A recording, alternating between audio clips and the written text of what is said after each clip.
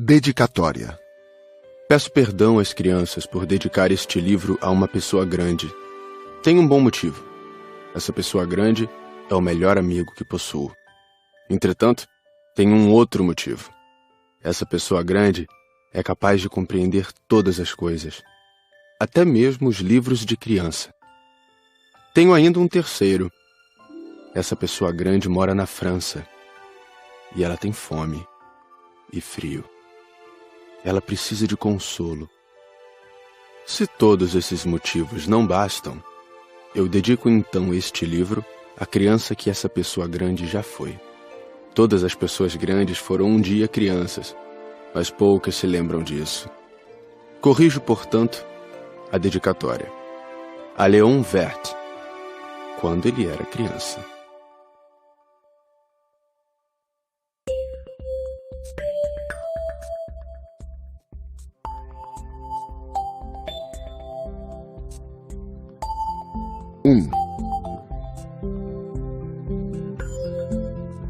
Certa vez, quando tinha 6 anos, vi num livro sobre a Floresta Virgem, Histórias Vividas, uma impressionante gravura. Ela representava uma jiboia engolindo um animal.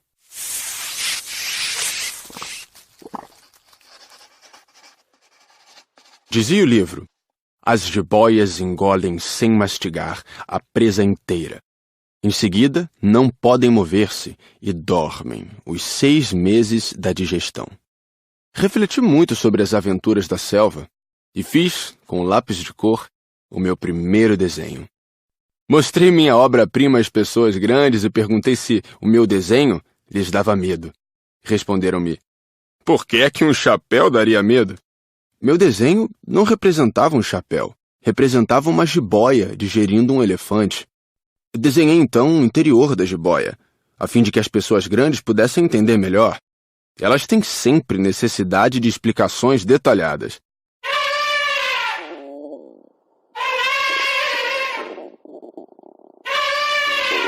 As pessoas grandes aconselharam-me a deixar de lado os desenhos de jiboias, abertas ou fechadas, e a dedicar-me de preferência à geografia, à história, à matemática, à gramática. Foi assim que abandonei, aos 6 anos, uma promissora carreira de pintor. Fora desencorajado pelo insucesso do meu desenho número 1 e do meu desenho número 2. As pessoas grandes não compreendem nada sozinhas, e é cansativo para as crianças estar a toda hora explicando. Tive então que escolher uma outra profissão e aprendi a pilotar aviões. Voei por quase todas as regiões do mundo. E a geografia, é claro, me serviu muito. Sabia distinguir, num relance, a China e o Arizona. Isso é muito útil quando se está perdido na noite. Desta forma, ao longo da vida, tive vários contatos com muita gente séria. Convivi com as pessoas grandes. Vi-as bem de perto. Isso não melhorou muito a minha antiga opinião. Quando encontrava uma que me parecia um pouco esclarecida, fazia a experiência do meu desenho número 1, que sempre conservei comigo. Eu queria saber se ela era, na verdade, uma pessoa inteligente. Mas a resposta era sempre a mesma. É um chapéu. Então eu não falava nem de jiboias, nem de florestas virgens, nem de estrelas. Colocava-me no seu nível. Falava de bridge, de golfe, de política, de gravatas. E a pessoa grande ficava encantada de conhecer um homem tão versátil.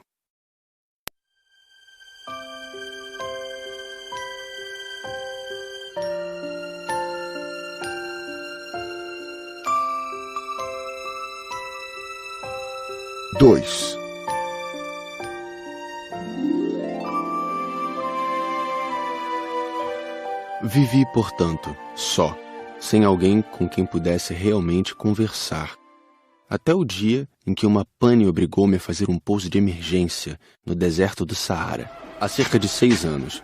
Alguma coisa se quebrara no motor, e como não trazia comigo nem mecânico nem passageiros, preparei-me para executar sozinho aquele difícil concerto. Era, para mim, questão de vida ou morte. A água que eu tinha para beber só dava para 8 dias. Na primeira noite adormeci sobre a areia, a milhas e milhas de qualquer terra habitada. Estava mais isolado que um náufrago num bote perdido no meio do oceano. Imaginem qual foi a minha surpresa quando, ao amanhecer, uma vozinha estranha me acordou. Dizia: Por favor, desenha-me um carneiro. O quê? Desenha-me um carneiro. Levantei-me num salto, como se tivesse sido atingido por um raio. Esfreguei bem os olhos, olhei ao meu redor e vi aquele homenzinho extraordinário que me observava seriamente. Olhava para essa aparição com olhos arregalados de espanto. Não esqueçam que eu me achava a milhas e milhas de qualquer terra habitada. Ora, o meu pequeno visitante não me parecia nem perdido, nem morto de fadiga, nem morto de fome, de sede ou de medo. Não tinha absolutamente a aparência de uma criança perdida no deserto, a milhas e milhas de qualquer região habitada. Quando consegui finalmente falar, perguntei-lhe: Mas que fazes aqui? E ele repetiu então, lentamente, como se estivesse dizendo algo muito sério: Por favor, desenha-me um carneiro. Quando o mistério é impressionante demais, a gente não ousa desobedecer. Por mais absurdo que aquilo me parecesse, a milhas e milhas de todos os lugares habitados em perigo de vida, tirei do bolso uma folha de papel e uma caneta. Mas lembrei-me, então, que eu havia estudado principalmente geografia, história, matemática e gramática, e disse ao pequeno visitante, um pouco mal-humorado, que eu não sabia desenhar. Respondeu-me: Não tem importância. Desenha-me um carneiro. Como jamais houvesse desenhado um carneiro, refiz para ele um dos 2 únicos desenhos que sabia, o da jiboia fechada. E fiquei surpreso de ouvir o garoto replicar: Não, eu não quero um elefante numa jiboia. A jiboia é perigosa e o elefante toma muito espaço. Tudo é pequeno onde eu moro. Preciso é de um carneiro. Desenha-me um carneiro. Então eu desenhei.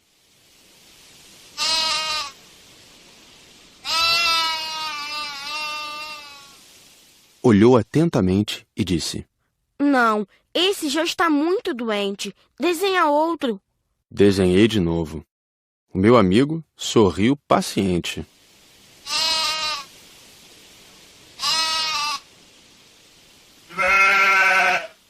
Bem vês que isto não é um carneiro, é um bode. Olha os chifres. Fiz mais uma vez o desenho, mas ele foi recusado como os anteriores.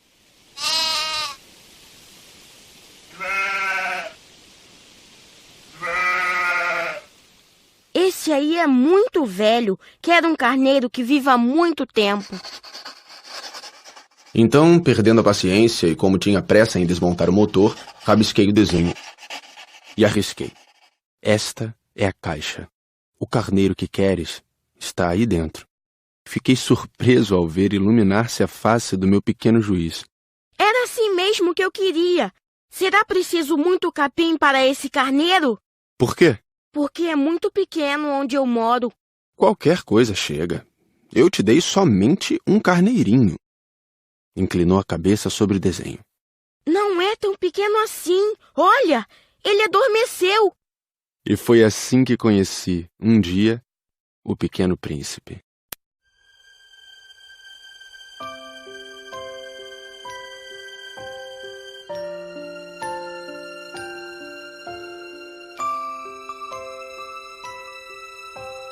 Três.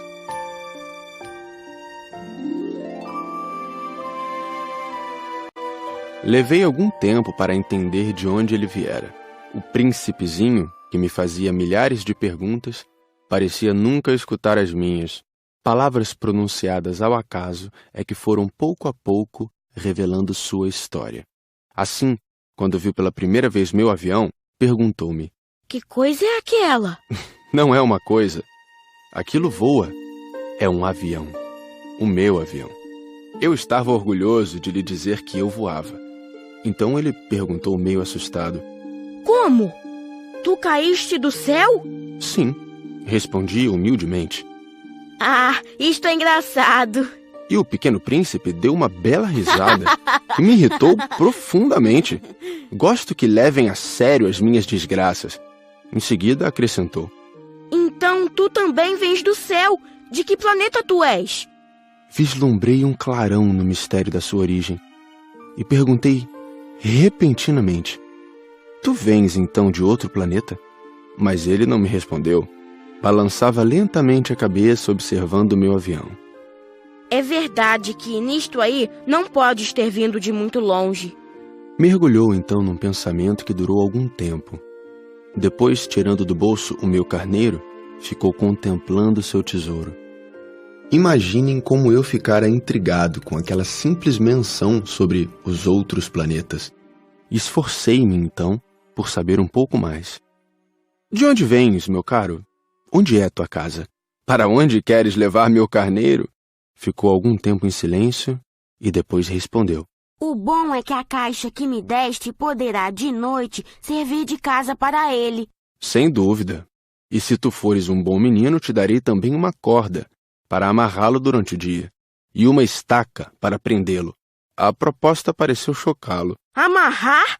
Que ideia estranha! Mas se tu não o amarras, ele vai-se embora e se perde.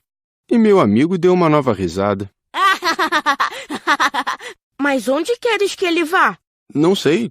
Por aí, andando sempre em frente. Então o pequeno príncipe disse, muito sério: Não faz mal, é tão pequeno onde moro. E depois, talvez com um pouco de melancolia, acrescentou ainda: Quando a gente anda sempre em frente, não pode mesmo ir muito longe.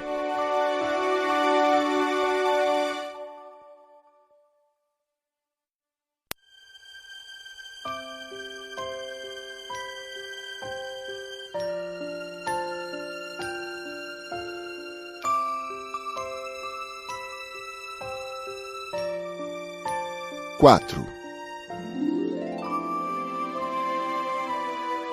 Eu aprendera assim uma segunda coisa, importantíssima. O seu planeta de origem era pouco maior que uma casa.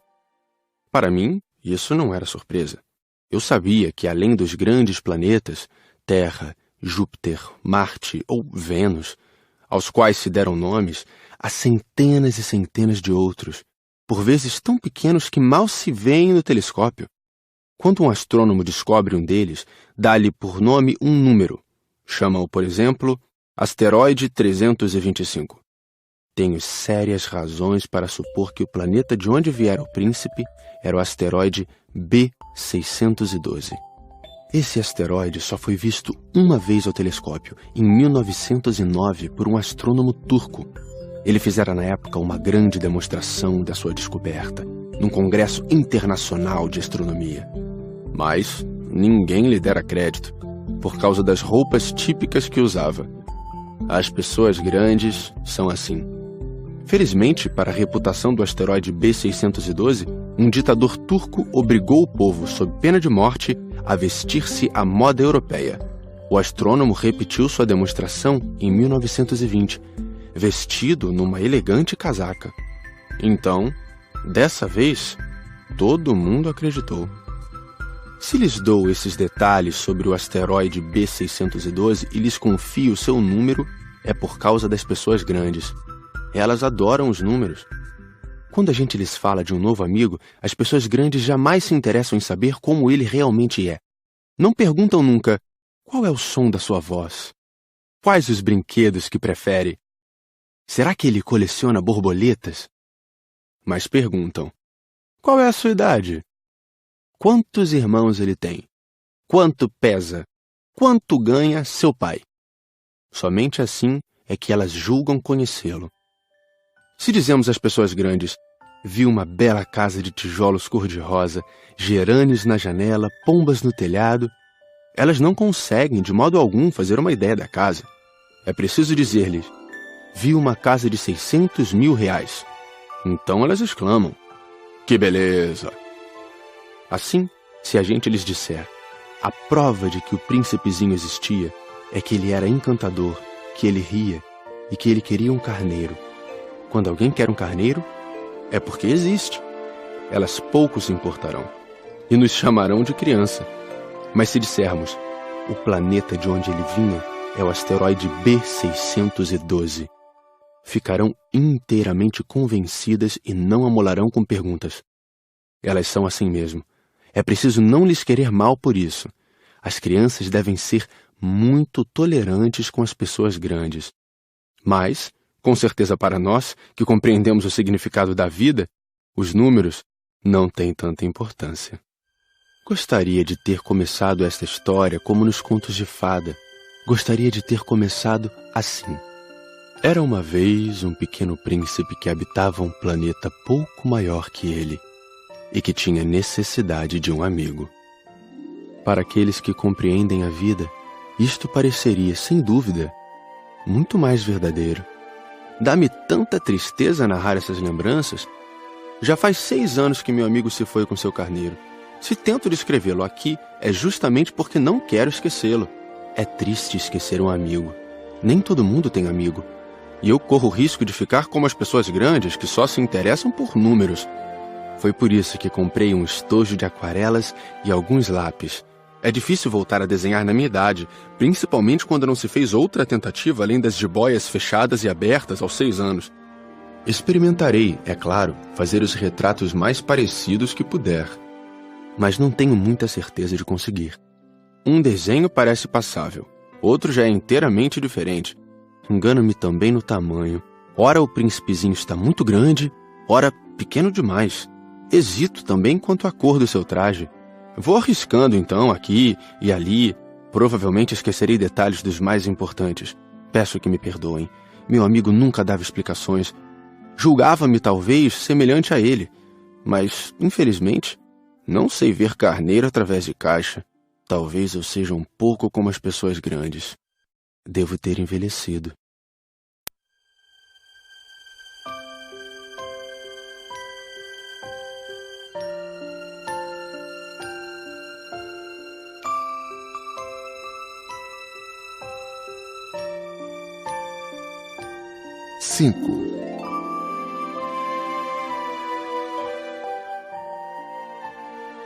A cada dia eu ficava sabendo mais alguma coisa do seu planeta, da partida, da viagem. Mas isso devagarinho, ao acaso das informações colhidas de suas observações. Foi assim que vim a conhecer, no 3º dia, o drama dos baobás. Dessa vez ainda foi graças ao carneiro, pois de repente o pequeno príncipe me perguntou como se tivesse um sério problema. É verdade que os carneiros comem arbustos? Sim, é verdade. Ah, que bom! Não entendi imediatamente por que era tão importante que os carneiros comessem arbustos, mas o pequeno príncipe acrescentou. Portanto, eles comem também os baobás? Expliquei ao príncipezinho que os baobás não são arbustos, mas árvores grandes como igrejas, e que, mesmo que ele levasse consigo toda uma manada de elefantes, eles não chegariam a destruir um único baobá. A ideia de uma manada de elefantes fez o pequeno príncipe rir.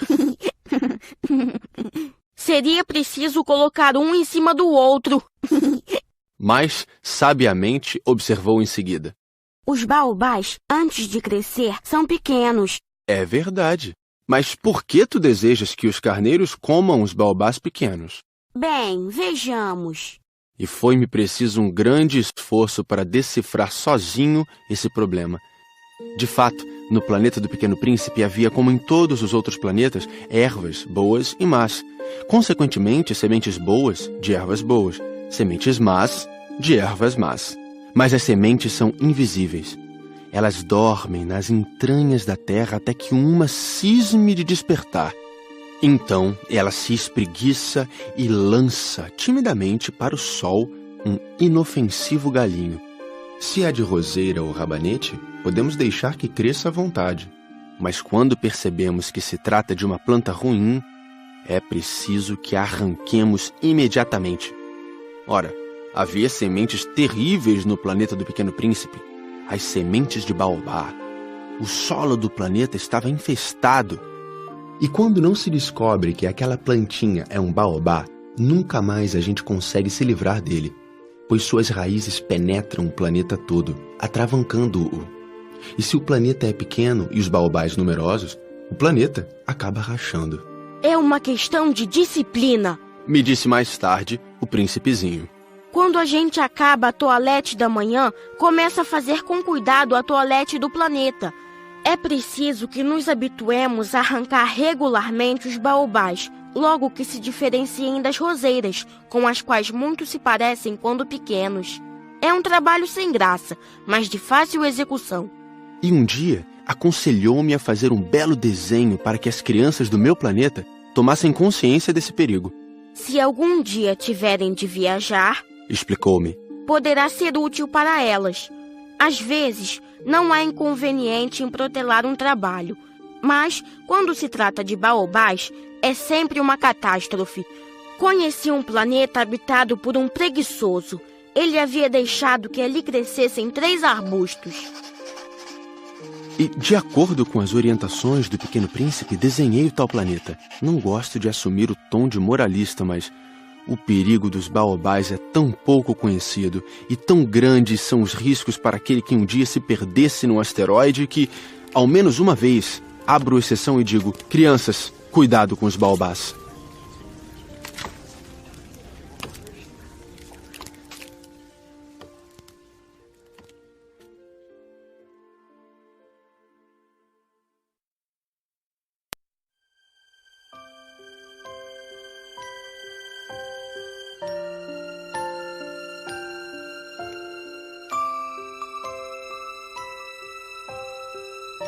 Seis.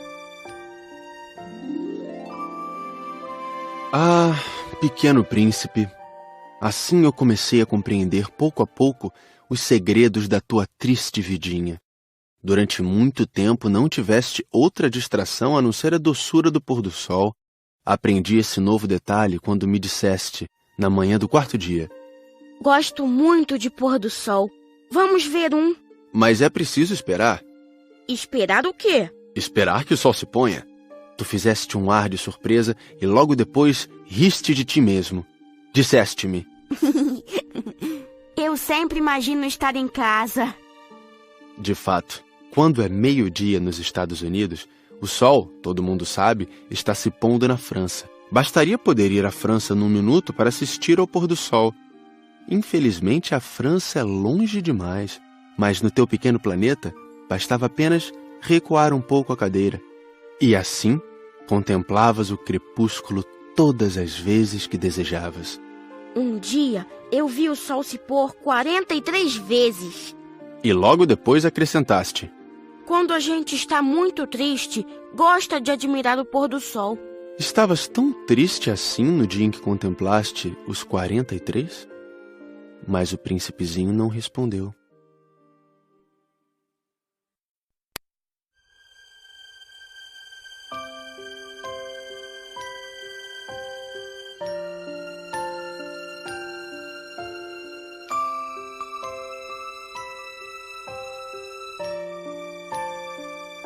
Sete.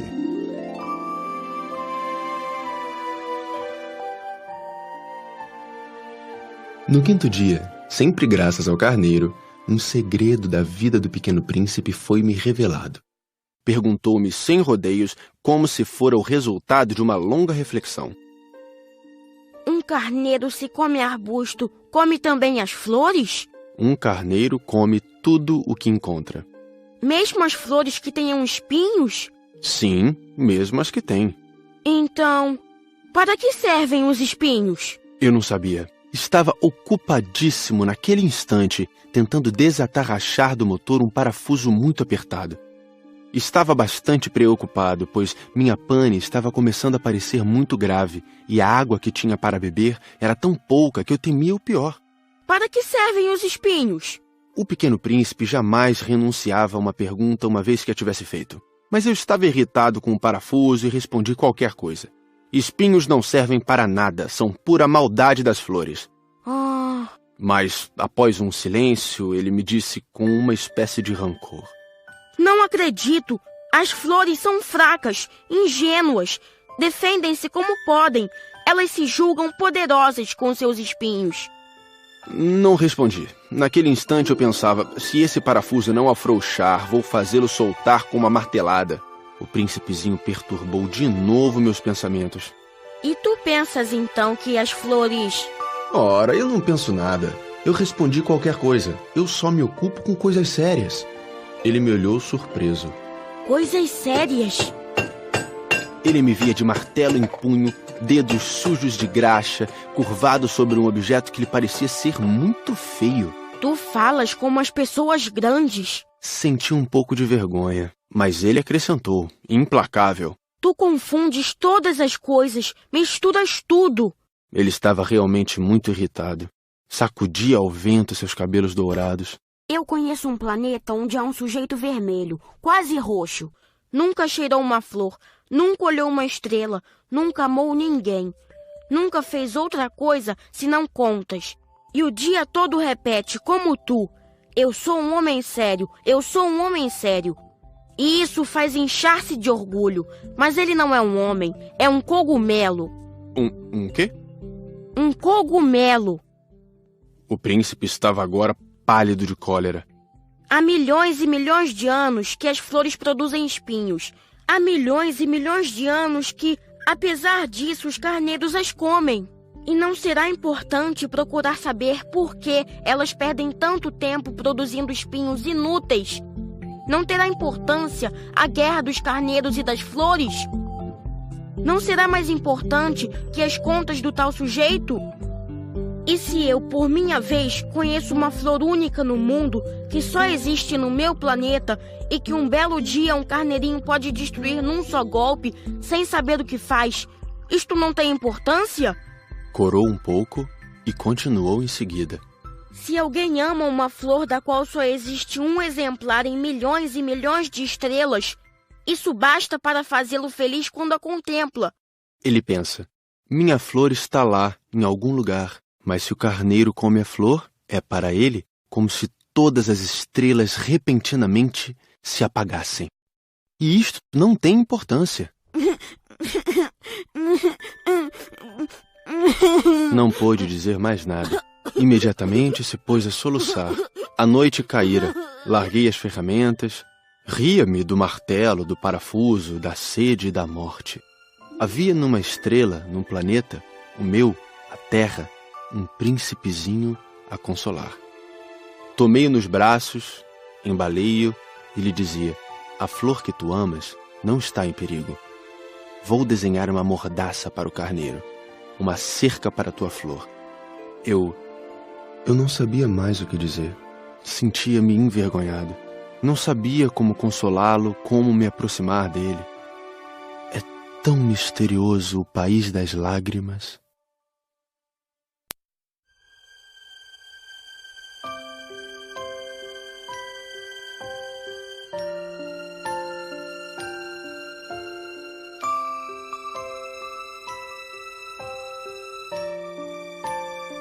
Oito.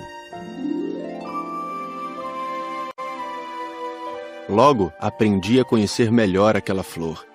Sempre houvera no planeta do Pequeno Príncipe flores muito simples, ornadas de uma só fileira de pétalas, e que não ocupavam espaço nem incomodavam ninguém.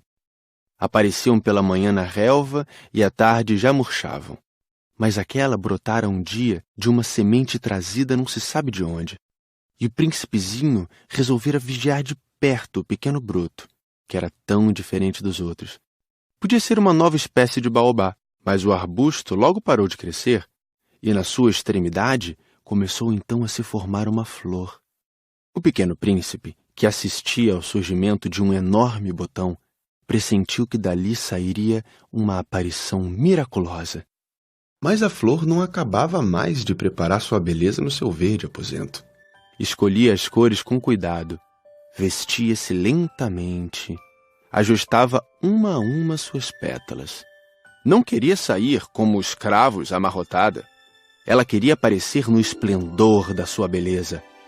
Ah, sim! Sua misteriosa toilette, portanto, demorara alguns dias. E eis que numa manhã, justamente à hora do sol nascer, ela se mostrou. E ela, que se preparara com tanto esmero, disse bocejando: eu acabo de despertar. Desculpa, estou ainda toda despenteada. O príncipezinho, então, não pôde conter o seu espanto. Como és bonita! É verdade. E nasci ao mesmo tempo que o sol.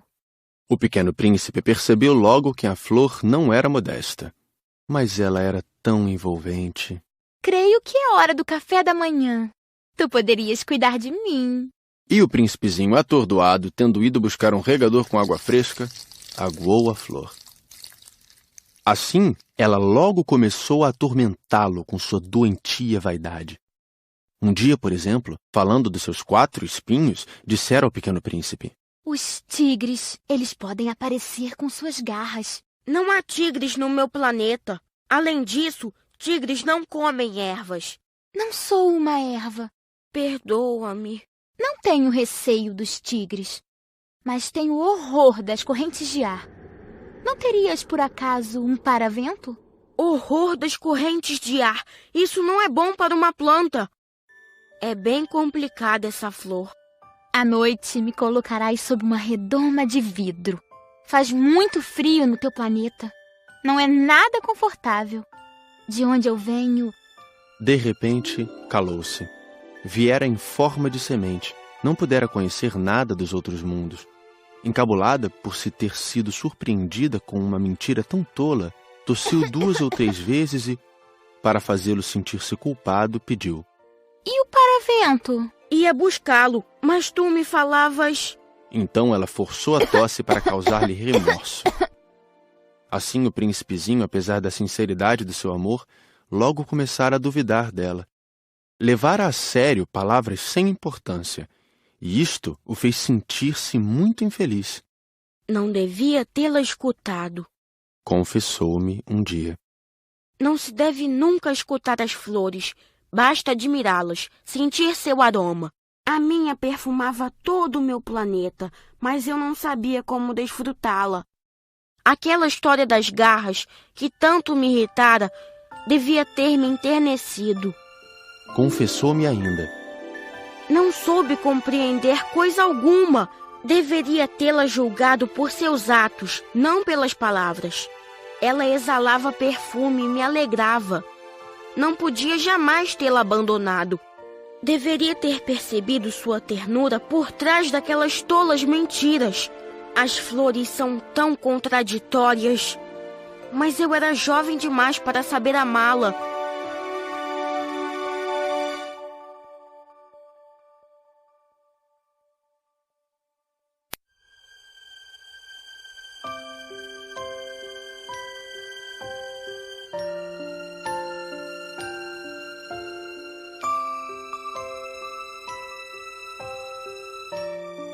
Nove.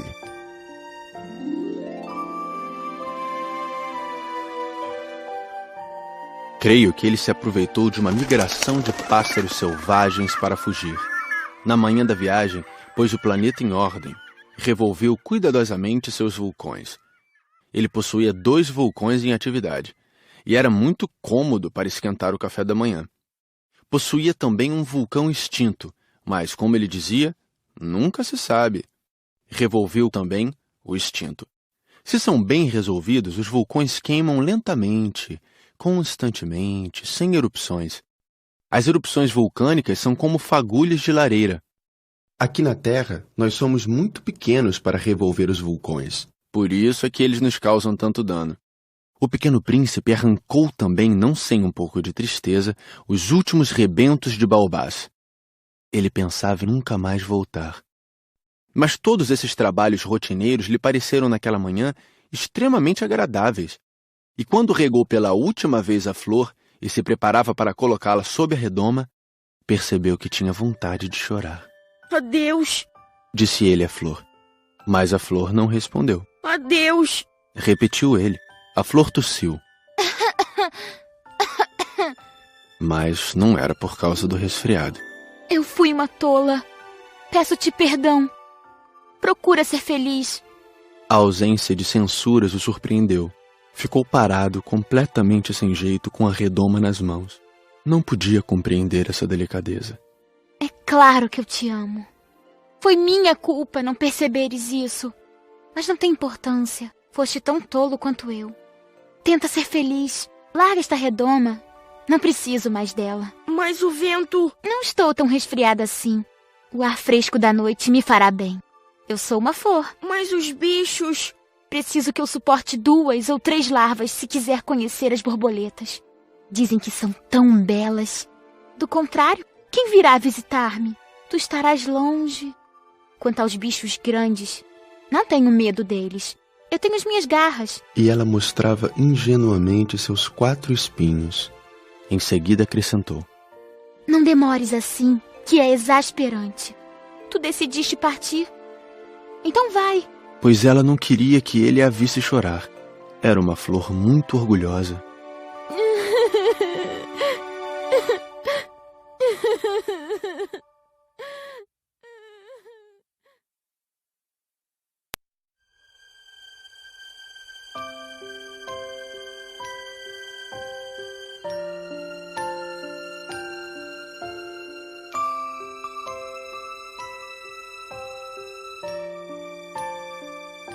Dez.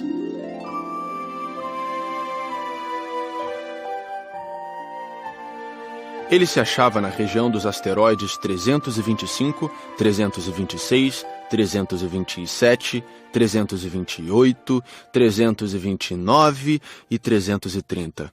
Começou então a visitá-los, para desta forma ter uma atividade e se instruir. O primeiro era habitado por um rei. O rei sentava-se, vestido de púrpura e arminho, num trono muito simples, embora majestoso. Ah, eis um súdito! Exclamou o rei ao ver o visitante. E o príncipezinho perguntou a si mesmo: Como pode ele reconhecer-me se jamais me viu? Ele não sabia que para os reis o mundo é muito mais simples. Todos os homens são súditos. Aproxima-te para que eu te veja melhor. Disse o rei, todo orgulhoso de poder ser rei para alguém. O pequeno príncipe olhou em volta para achar onde sentar-se, mas o planeta estava todo ocupado pelo magnífico manto de arminho. Ficou então de pé, mas, como estava cansado, bocejou. É contra a etiqueta bocejar na frente do rei. Eu o proíbo. Não posso evitá-lo. Fiz uma longa viagem e não dormi ainda. Então, eu te ordeno que bocejes. Há anos que não vejo ninguém bocejar. Os bocejos são uma raridade para mim. Vamos, boceja. É uma ordem. Isso me intimida. Assim eu não consigo... Disse o pequeno príncipe enrubescido.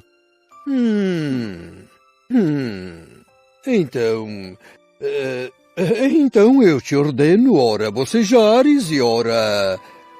Ele gaguejava um pouco e parecia envergonhado, porque o rei fazia questão de que sua autoridade fosse respeitada. Não tolerava desobediência, era um monarca absoluto. Mas, como era muito bom, dava ordens razoáveis. Se eu ordenasse, costumava dizer, que um general se transformasse numa gaivota e o general não me obedecesse, a culpa não seria do general, seria minha. Posso sentar-me? Perguntou timidamente o príncipezinho. Eu te ordeno que te sentes. Respondeu-lhe o rei, que puxou majestosamente um pedaço do manto de arminho. Mas o pequeno príncipe se espantava. O planeta era minúsculo. Sobre quem reinaria o rei? Majestade, eu vos peço perdão de ousar interrogar-vos. Eu te ordeno que me interrogues. Majestade, sobre quem é que reinais? Sobre tudo. Respondeu o rei com uma grande simplicidade. Sobre tudo? O rei, com um gesto simples, indicou o seu planeta, os outros planetas e também as estrelas. Sobre tudo isso? Sobre tudo isso. Pois ele não era apenas um monarca absoluto, era também um monarca universal. E as estrelas vos obedecem? Sem dúvida. Obedecem prontamente. Eu não tolero indisciplina. Tanto poder maravilhou o pequeno príncipe. Se ele fosse detentor desse poder, teria podido assistir não a 43, mas a 72, ou mesmo a 100, ou mesmo a 200 pôres do sol no mesmo dia, sem precisar sequer afastar a cadeira. E como se sentisse um pouco triste ao pensar no seu pequeno planeta abandonado, Ousou solicitar ao rei uma graça. Eu desejava ver um pôr do sol. Fazei-me esse favor. Ordenai ao sol que se ponha. Se eu ordenasse a meu general voar de uma flor a outra como borboleta, ou escrever uma tragédia, ou transformar-se numa gaivota, e o general não executasse a ordem recebida, quem, ele ou eu, estaria errado? Vós? Exato. É preciso exigir de cada um o que cada um pode dar. A autoridade se baseia na razão. Se ordenares a teu povo que ele se lance ao mar, todos se rebelarão. Eu tenho o direito de exigir obediência porque minhas ordens são razoáveis. E meu pôr do sol? Lembrou o pequeno príncipe que nunca esquecia uma pergunta que tivesse feito. Teu pôr do sol tu o terás. Eu o exigirei. Mas eu esperarei na minha sabedoria de governante que as condições sejam favoráveis. Quando serão?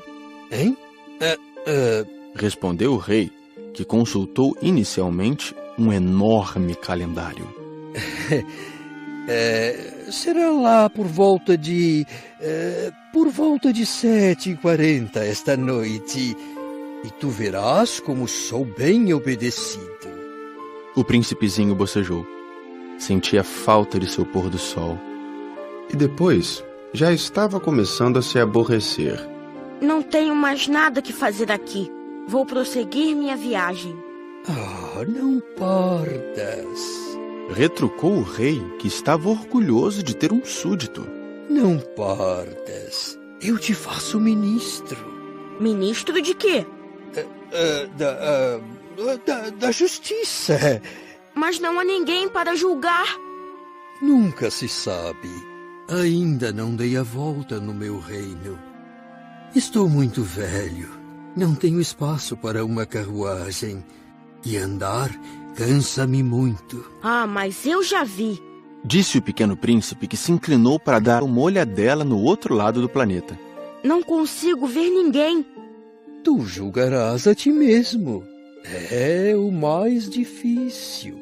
É bem mais difícil julgar a si mesmo que julgar os outros. Se consegues fazer um bom julgamento de ti, és um verdadeiro sábio. Mas eu posso julgar a mim próprio em qualquer lugar. Não preciso para isso ficar morando aqui. Eu tenho quase certeza de que há um velho rato no meu planeta. Eu o escuto de noite. Tu poderás julgar esse rato. Tu o condenarás à morte de vez em quando. Assim, a vida dele dependerá da tua justiça. Mas tu o perdoarás sempre, para poupá-lo, pois só temos um. Eu não gosto de condenar à morte e acho que vou mesmo embora. Não, disse o rei, mas o príncipezinho, tendo terminado os preparativos, não quis afligir o velho monarca. Se Vossa Majestade deseja ser prontamente obedecido, poderá dar-me uma ordem razoável. Poderia ordenar-me, por exemplo, que partisse em menos de 1 minuto. Parece-me que as condições são favoráveis. Como o rei não dissesse nada, o príncipe hesitou um pouco, depois suspirou e partiu. Eu te faço meu embaixador. Apressou-se o rei em gritar. Tinha um ar de grande autoridade. As pessoas grandes são muito esquisitas, pensava o pequeno príncipe durante a viagem.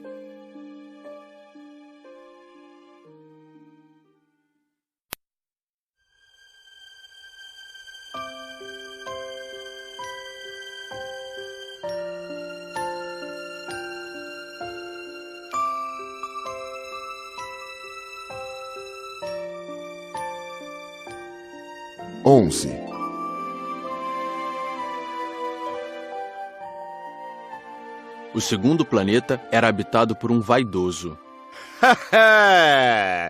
Um admirador vem visitar-me, exclamou à distância o vaidoso. Mal avistara o príncipezinho, porque para os vaidosos, os outros homens são seus admiradores.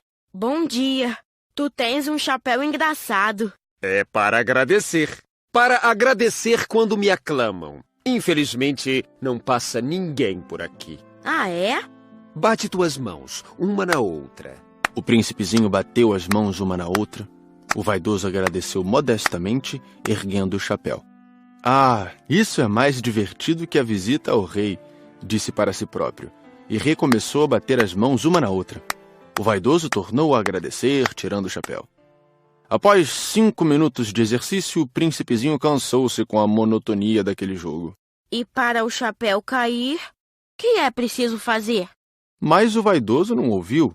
Os vaidosos só ouvem os elogios. Não é verdade que tu me admiras muito? O que quer dizer admirar?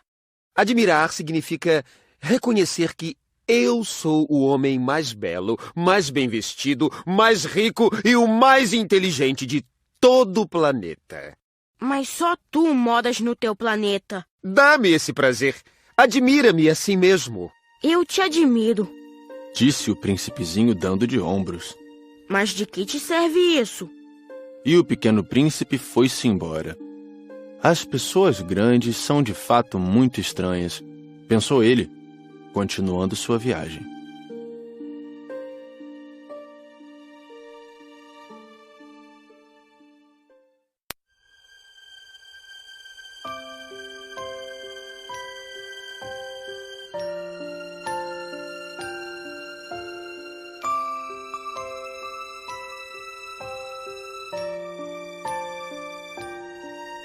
Doze.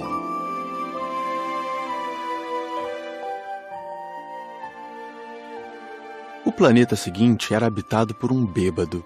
Esta visita foi muito curta, mas deixou o príncipezinho mergulhado numa profunda tristeza.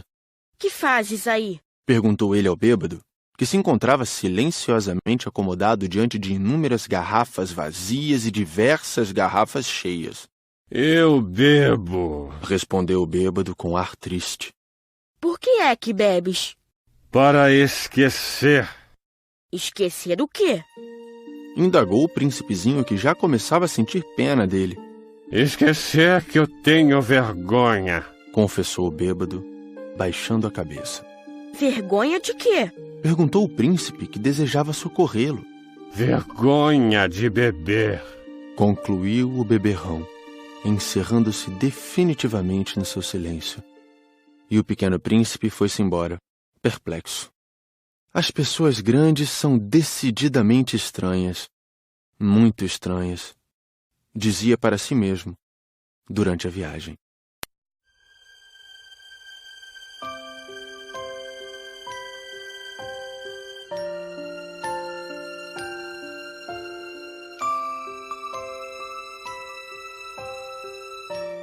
Treze.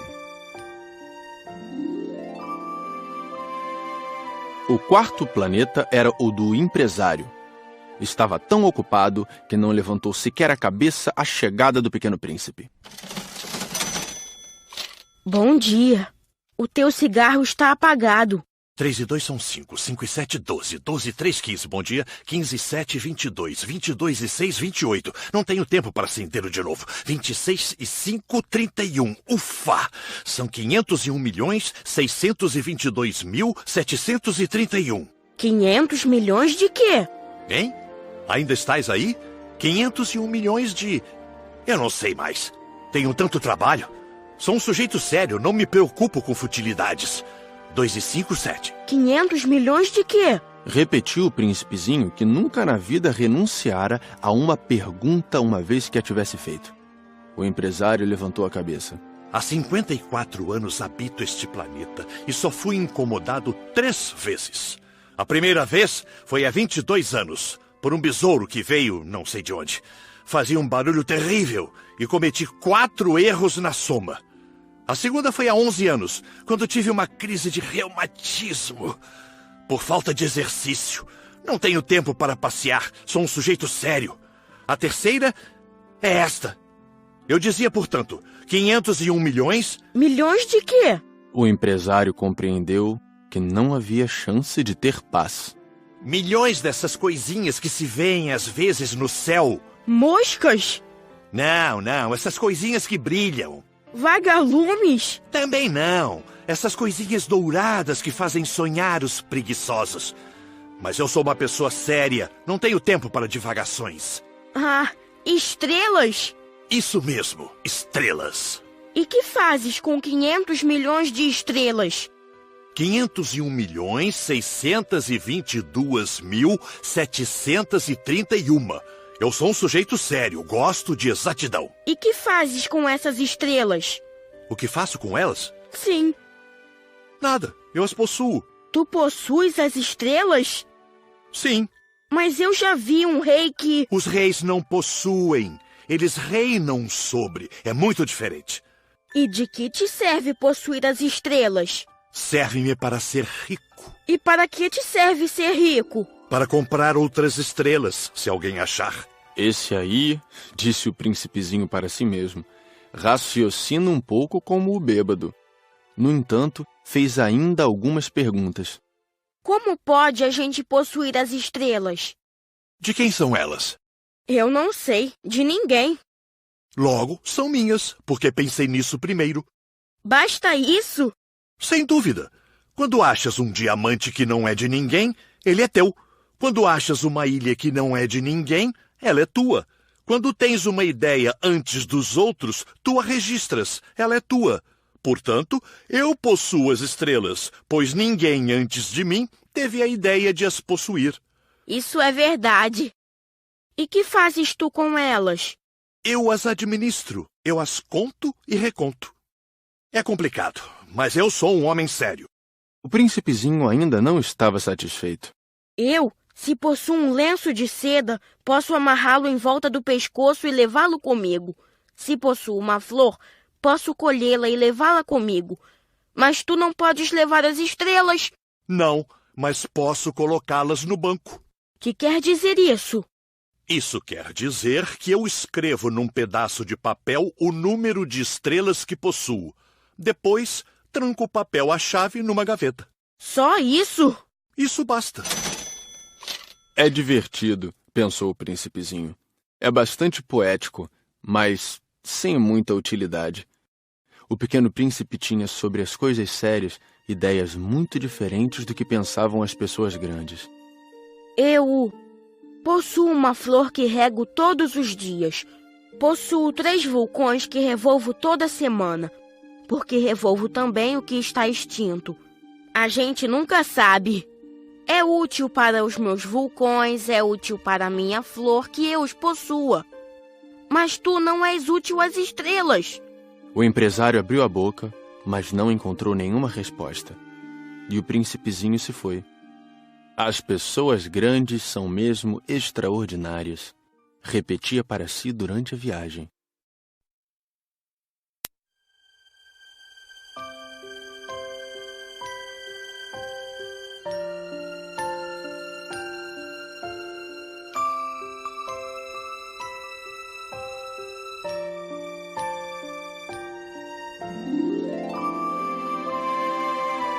Quatorze.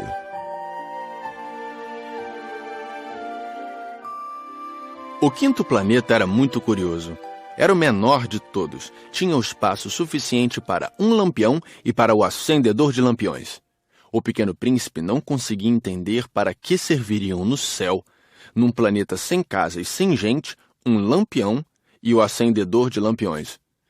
No entanto, disse consigo mesmo, talvez esse homem seja mesmo um tolo.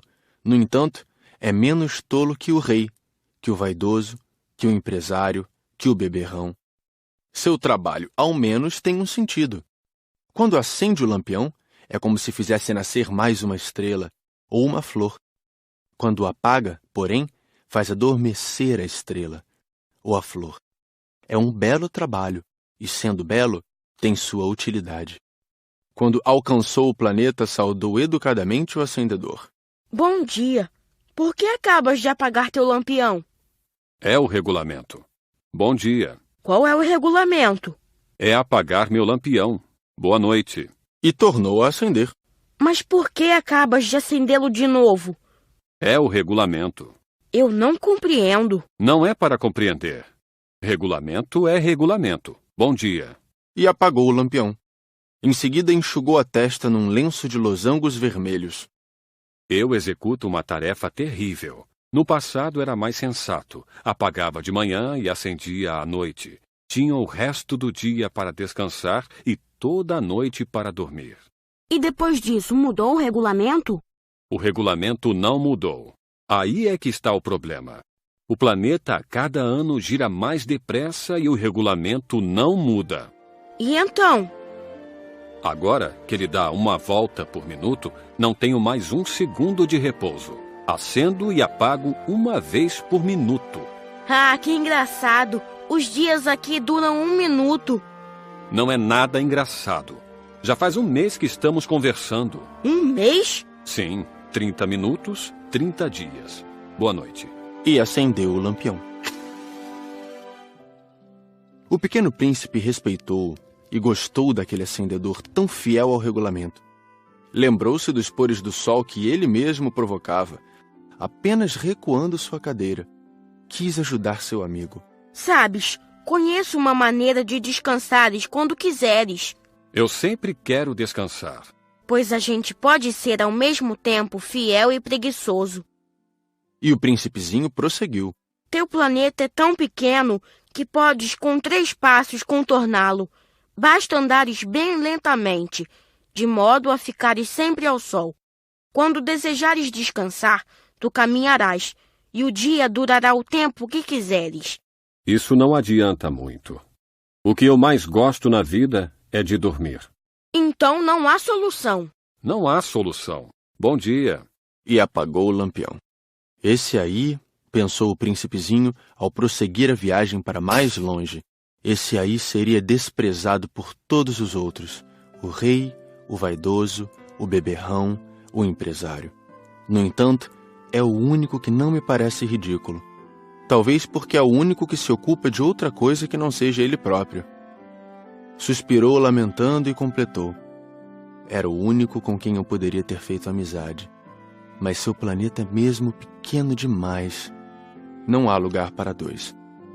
O que o pequeno príncipe não ousava admitir é que lamentava partir desse planeta abençoado com 1440 pores do sol a cada 24 horas.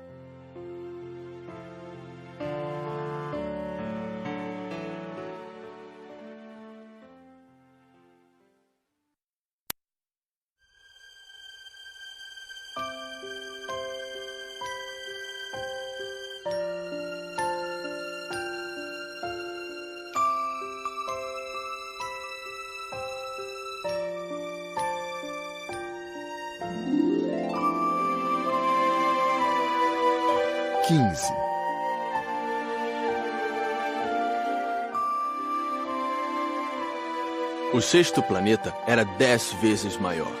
Era habitado por um velho que escrevia em livros enormes. Ora, vejam, eis um explorador! Exclamou ele logo que avistou o pequeno príncipe. O príncipezinho sentou-se à mesa meio ofegante. Já viajara tanto. De onde vens? Que livro é esse? Que faz o senhor aqui? Sou geógrafo. Que é um geógrafo? É um especialista que sabe onde se encontram os mares, os rios, as cidades, as montanhas, os desertos. Isto é bem interessante. Eis, afinal, uma verdadeira profissão. E lançou um olhar ao seu redor no planeta do geógrafo. Nunca havia visto planeta tão grandioso. O seu planeta é muito bonito. Há oceanos nele? Não sei te dizer. Ah... O príncipezinho estava decepcionado. E montanhas? Não sei te dizer. E cidades? E rios? E desertos? Também não sei te dizer. Disse o geógrafo pela 3ª vez. Mas o senhor é geógrafo. É verdade, mas não sou explorador. Faltam-me exploradores. Não é o geógrafo quem vai contar as cidades, os rios, as montanhas, os mares, os oceanos, os desertos.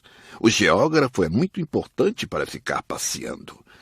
Nunca abandona sua escrivaninha, mas recebe os exploradores, interroga-os e anota seus relatos de viagem. E quando algum lhe parece mais interessante, o geógrafo faz um inquérito sobre a moral do explorador. Por quê? Porque um explorador que mentisse produziria catástrofes nos livros de geografia, assim como um explorador que bebesse demais. Por quê? Porque os bêbados veem em dobro. Então o geógrafo anotaria 2 montanhas, onde, na verdade, só há uma. Conheço alguém que seria um mau explorador. É possível. Pois bem, quando a moral do explorador parece boa, faz-se uma investigação sobre a sua descoberta. Vai-se vê-la? Não, seria muito complicado. Mas exige-se do explorador que ele forneça provas. Tratando-se, por exemplo, da descoberta de uma grande montanha, é essencial que ele traga grandes pedras. O geógrafo, de repente, se entusiasmou. Mas tu vens de longe. Certamente és explorador. Portanto, vais descrever-me o teu planeta. E o geógrafo, tendo aberto seu caderno, apontou o lápis. Anotam-se primeiro a lápis as narrações dos exploradores. Espera-se, para anotar a caneta, que o explorador tenha trazido as provas. Então? Onde eu moro não é interessante. É muito pequeno. Eu tenho 3 vulcões. 2 vulcões em atividade e 1 vulcão extinto. A gente nunca sabe. A gente nunca sabe? Repetiu o geógrafo. Tenho também uma flor. Nós não anotamos as flores. Por que não? É o mais bonito. Porque as flores são efêmeras. Que quer dizer efêmera? Os livros de geografia são os mais exatos. Nunca ficam ultrapassados. É muito raro que uma montanha mude de lugar. É muito raro um oceano secar. Nós escrevemos coisas eternas. Mas os vulcões extintos podem voltar à atividade. Interrompeu o Pequeno Príncipe. Que quer dizer efêmera? Que os vulcões estejam extintos ou não, isso dá no mesmo para nós. O que nos interessa é a montanha. Ela não muda. Mas que quer dizer efêmera? Repetiu o príncipezinho, que jamais renunciara a uma pergunta que tivesse feito. Quer dizer ameaçada de desaparecer brevemente. Minha flor está ameaçada de desaparecer brevemente? Sem dúvida. Minha flor é efêmera, pensou o Pequeno Príncipe, e não tem mais que 4 espinhos para defender-se do mundo, e eu a deixei sozinha. Esse foi seu primeiro gesto de remorso, mas retomou a coragem. Qual planeta me aconselha a visitar? A Terra goza de boa reputação. E o príncipezinho partiu, pensando na sua flor.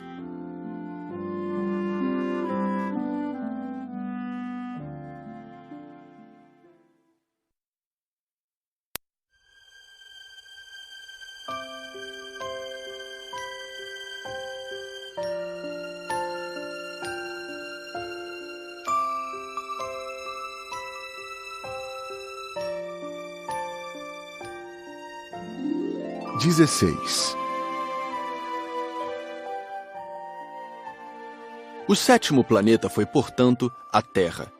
A Terra não é um planeta qualquer. Contam-se lá 111 reis, não esquecendo, é claro, os reis negros, 7.000 geógrafos, 900.000 negociantes, 7,5 milhões de beberrões e 311 milhões de vaidosos.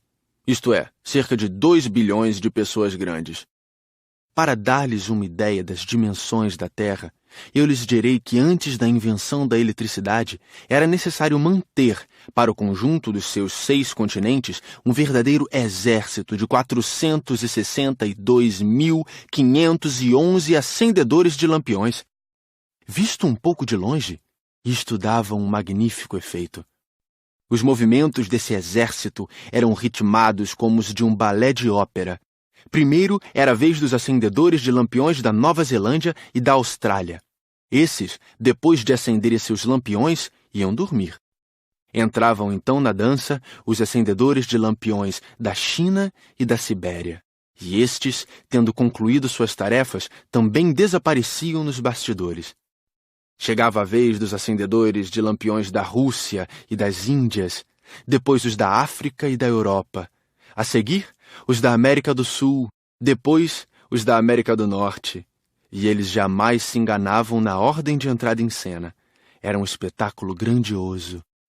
Apenas dois, o acendedor do único lampião do Polo Norte e o seu colega, do único lampião do Polo Sul, levavam uma vida preguiçosa e negligente.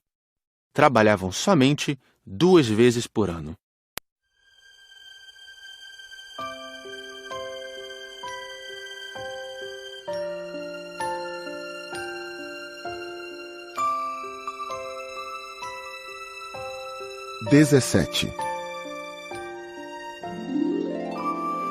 Quando a gente quer fazer graça, às vezes mente um pouco. Não fui lá muito honesto ao lhes falar dos acendedores de lampiões.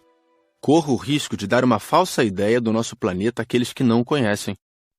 Os homens ocupam, na verdade, muito pouco espaço na superfície da Terra. Se os 2 bilhões de habitantes que povoam a Terra se mantivessem de pé, colados uns aos outros, como para um comício, facilmente se acomodariam numa praça pública de 20 milhas de comprimento por 20 de largura. Poderíamos agrupar toda a humanidade na menor das ilhas do Pacífico. As pessoas grandes não acreditarão, é claro. Elas julgam ocupar muito espaço. Imaginam-se tão importantes quanto os baobás. Peçam-lhes então que façam as contas. Elas adoram os números.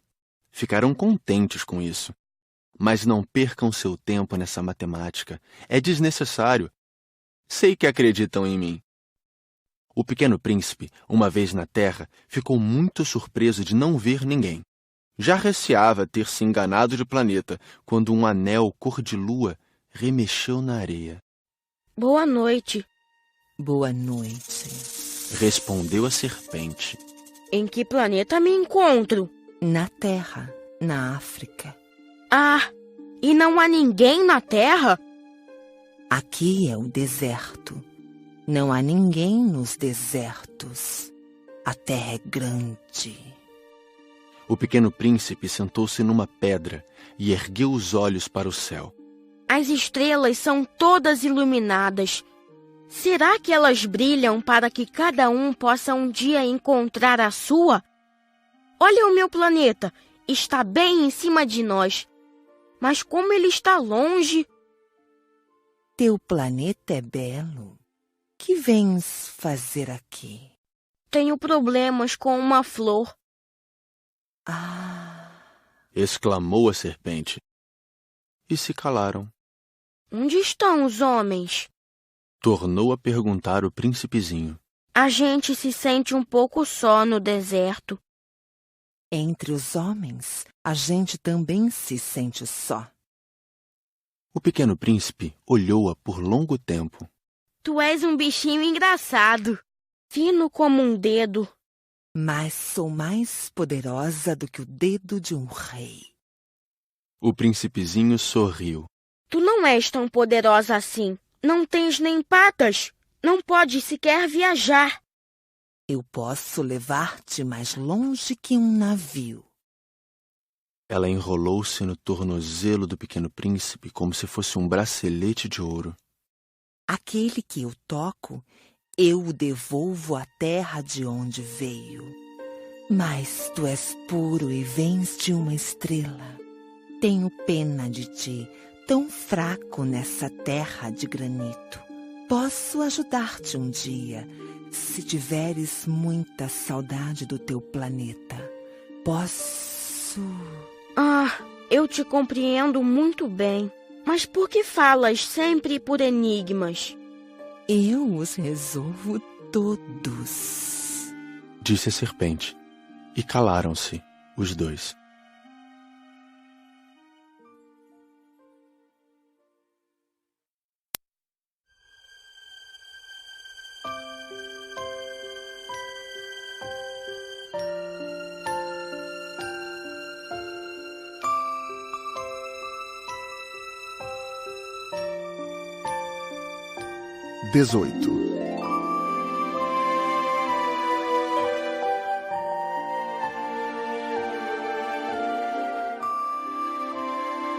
O pequeno príncipe atravessou o deserto e encontrou apenas uma flor de 3 pétalas, uma florzinha insignificante. Bom dia, disse o príncipe. Bom dia, disse a flor. Onde estão os homens? Perguntou ele educadamente. A flor, um dia, vira passar uma caravana. Os homens? Eu creio que existem 6 ou 7. Vi-os faz muito tempo, mas não se pode nunca saber onde se encontram. O vento os leva. Eles não têm raízes. Eles não gostam das raízes. Adeus. Adeus.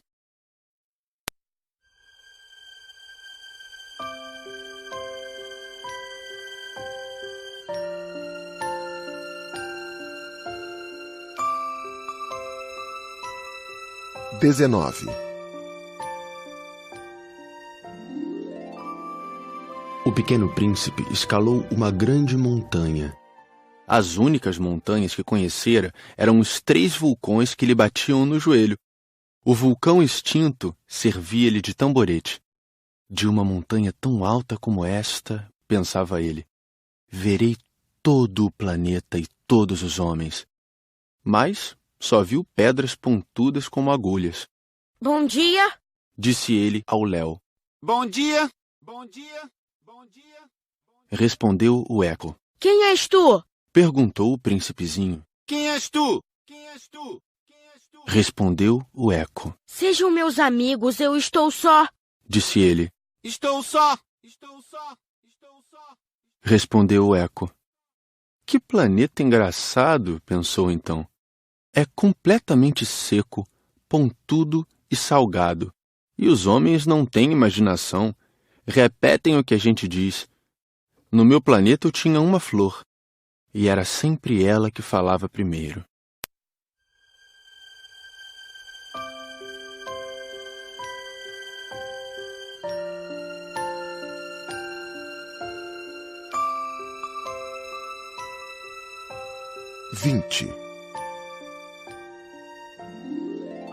Mas aconteceu que o pequeno príncipe, tendo andado muito tempo pelas areias, pelas rochas e pela neve, descobriu, enfim, uma estrada.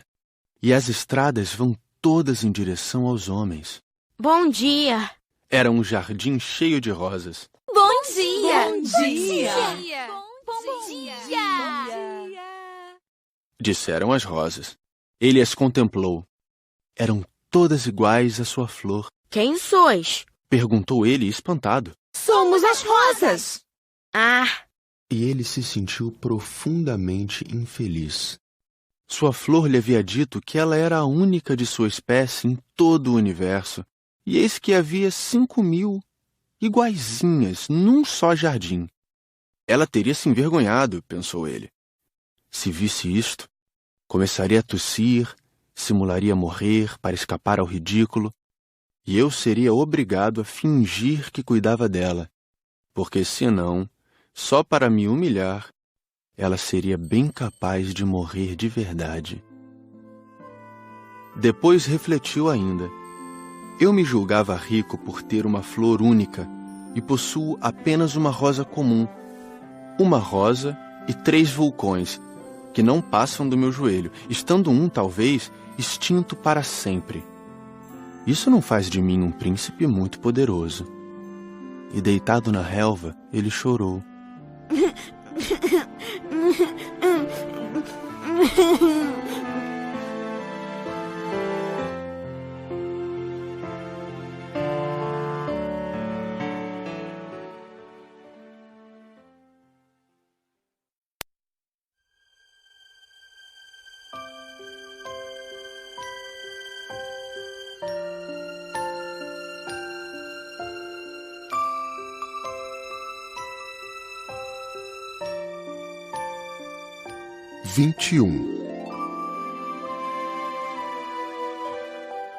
E foi então que apareceu a raposa.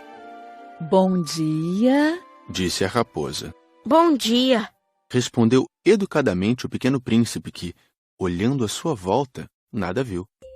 Eu estou aqui, disse a voz, debaixo da macieira.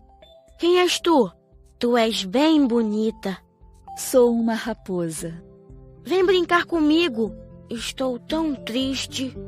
Eu não posso brincar contigo. Não me cativaram ainda. Ah, desculpa, disse o príncipezinho, mas após refletir, acrescentou. Que quer dizer cativar? Tu não és daqui. Que procuras? Procuro os homens. Que quer dizer cativar? Os homens têm fuzis e caçam. É assustador. Criam galinhas também. É a única coisa que fazem de interessante. Tu procuras galinhas? Não. Eu procuro amigos. Que quer dizer cativar? É algo quase sempre esquecido.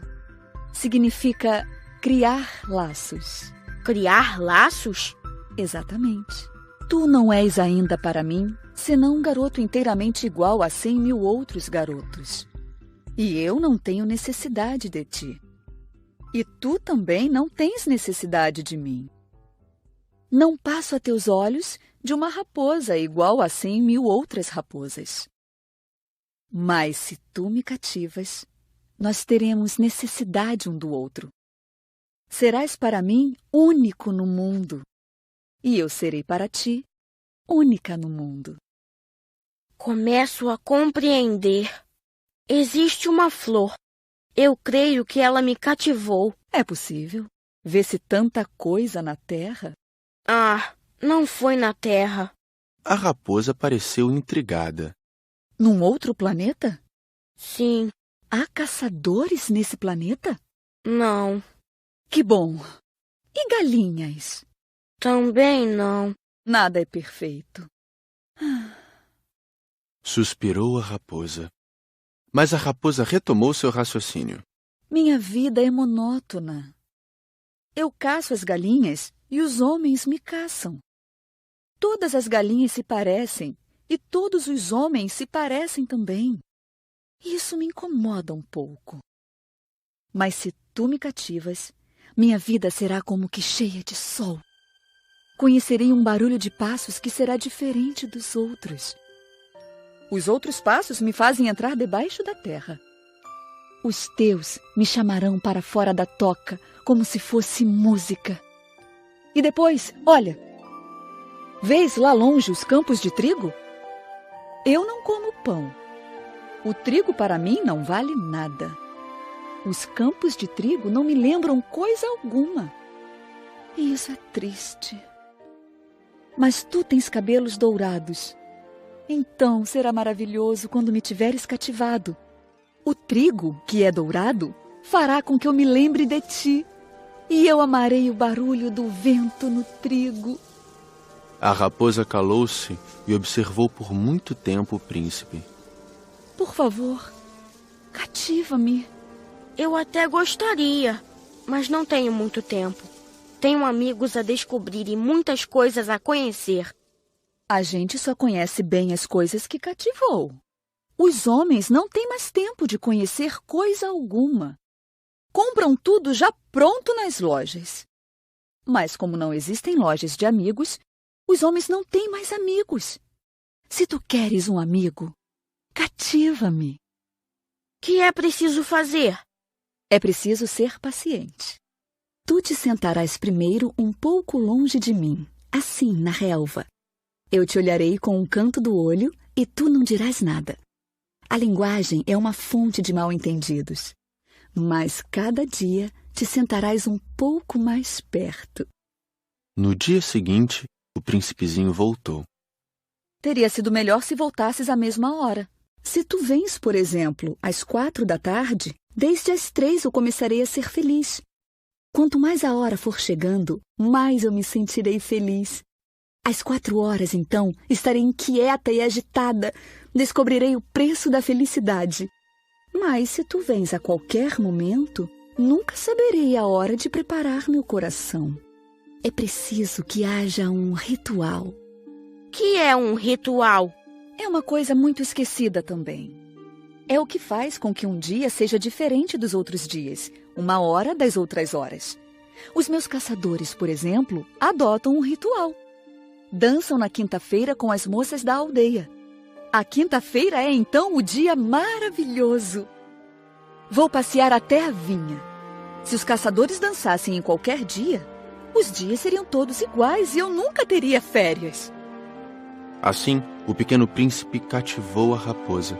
Mas, quando chegou a hora da partida, a raposa disse: Ah, eu vou chorar. A culpa é tua, disse o príncipezinho. Eu não queria te fazer mal, mas tu quiseste que eu te cativasse. Quis. Mas tu vais chorar. Vou. Então, não terás ganho nada. Terei sim, por causa da cor do trigo. Depois ela acrescentou: Vai rever as rosas.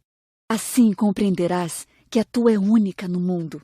Tu voltarás para me dizer adeus, e eu te presentearei com um segredo. O pequeno príncipe foi rever as rosas. Vós não sois absolutamente iguais à minha rosa. Vós não sois nada ainda. Ninguém ainda vos cativou, nem cativastes ninguém. Sois como era a minha raposa. Era uma raposa igual a 100.000 outras. Mas eu a tornei minha amiga. Agora ela é única no mundo. E as rosas ficaram desapontadas. Sois belas, mas vazias. Não se pode morrer por vós. Um passante qualquer, sem dúvida, pensaria que a minha rosa se parece convosco. Ela sozinha é, porém, mais importante que todas vós, pois foi ela quem eu reguei. Foi ela quem pus sob a redoma. Foi ela quem abriguei com o paravento. Foi nela que eu matei as larvas, exceto 2 ou 3, por causa das borboletas. Foi ela quem eu escutei queixar-se ou gabar-se, ou mesmo calar-se algumas vezes, já que ela é a minha rosa. E voltou então a raposa. Adeus. Adeus. Eis o meu segredo. É muito simples. Só se vê bem com o coração. O essencial é invisível aos olhos. O essencial é invisível aos olhos. Repetiu o príncipezinho para não se esquecer. Foi o tempo que perdeste com tua rosa que a fez tão importante. Foi o tempo que eu perdi com a minha rosa. Repetiu ele para não se esquecer. Os homens esqueceram essa verdade. Disse ainda a raposa. Mas tu não a deves esquecer. Tu te tornas eternamente responsável por aquilo que cativas. Tu és responsável pela tua rosa. Eu sou responsável pela minha rosa. Repetiu o príncipezinho, para não se esquecer.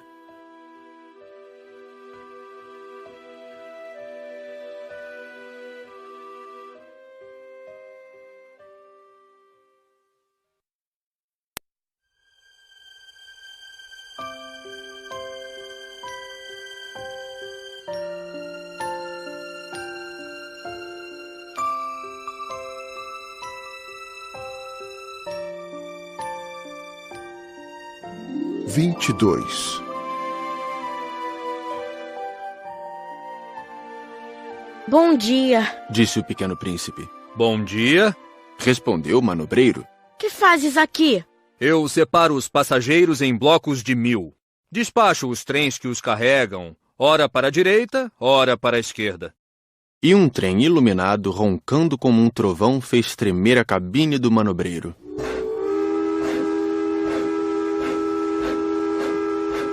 Eles estão com muita pressa.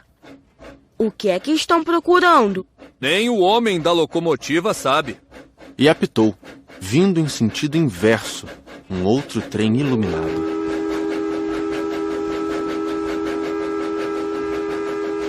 Já estão de volta? Não são os mesmos. É uma troca. Não estavam contentes onde estavam? Nunca estamos contentes onde estamos. E o apito de um terceiro trem iluminado soou. Estão correndo atrás dos primeiros viajantes? Não correm atrás de nada. Estão dormindo lá dentro ou bocejando. Apenas as crianças apertam seus narizes contra as vidraças. Só as crianças sabem o que procuram. perdem tempo com uma boneca de pano, e a boneca se torna muito importante. E choram quando ela lhes é tomada. Elas são felizes, disse o manobreiro.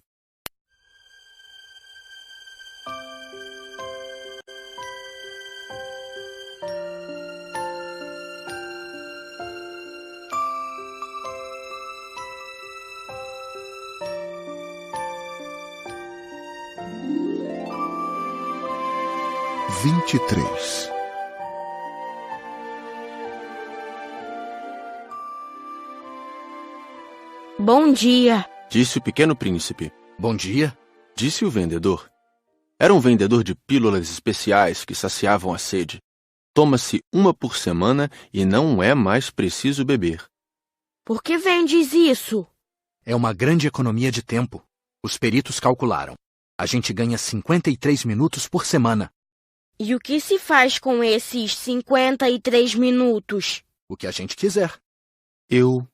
Pensou o pequeno príncipe. Se tivesse 53 minutos para gastar, iria caminhando calmamente em direção a uma fonte.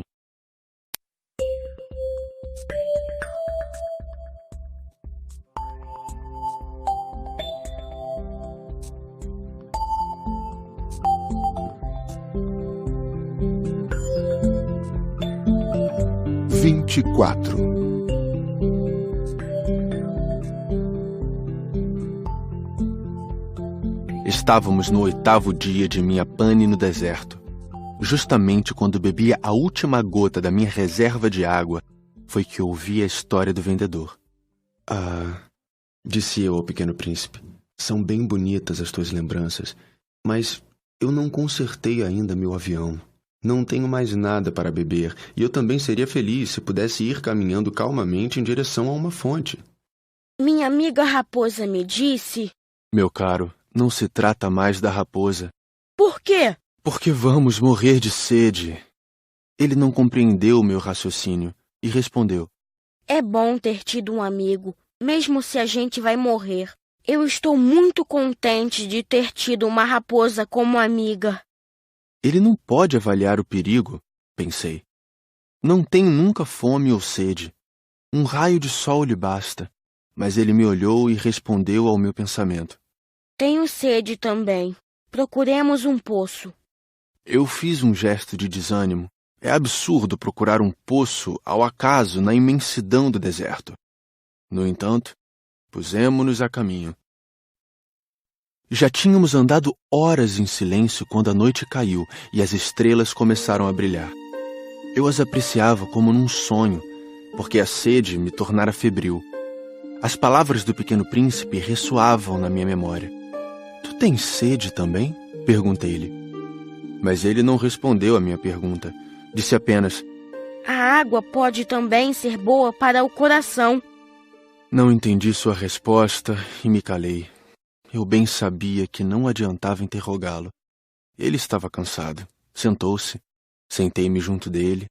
E após uma pausa, ele ainda disse: As estrelas são belas por causa de uma flor que não se pode ver. Eu respondi: é verdade. E mantendo-me em silêncio, fixei os olhos nas ondulações da areia iluminada pela lua. O deserto é belo, acrescentou. E era verdade. Eu sempre amei o deserto. A gente se senta numa duna de areia, não vê nada, não escuta nada. De repente, alguma coisa irradia no silêncio. O que torna belo o deserto é que ele esconde um poço em algum lugar. Fiquei surpreso por compreender de repente essa misteriosa irradiação da areia. Quando eu era pequeno, morava numa casa antiga e diziam as lendas que ali fora enterrado um tesouro. Ninguém jamais conseguiu descobri-lo, nem talvez o tenha procurado. Mas isto encantava a todos. Minha casa escondia um tesouro no fundo do seu coração. Sim, respondi-lhe. Quer seja a casa, as estrelas ou o deserto, o que os torna belo é invisível. Estou contente que estejas de acordo com a minha raposa. Como o príncipezinho adormecesse, tomei-o nos braços e prossegui a caminhada. Estava emocionado e tinha a impressão de carregar um frágil tesouro. Parecia-me mesmo não haver na terra nada mais frágil.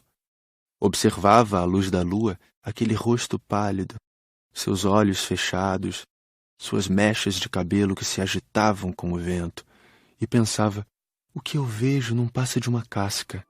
O mais importante é invisível.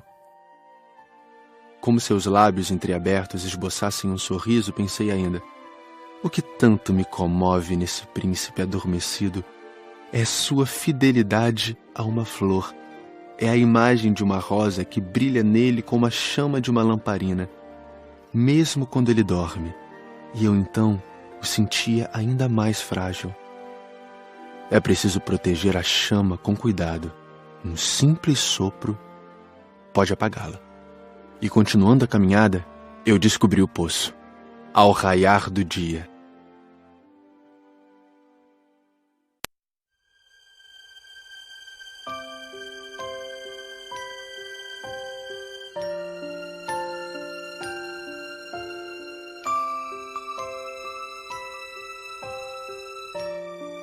(25)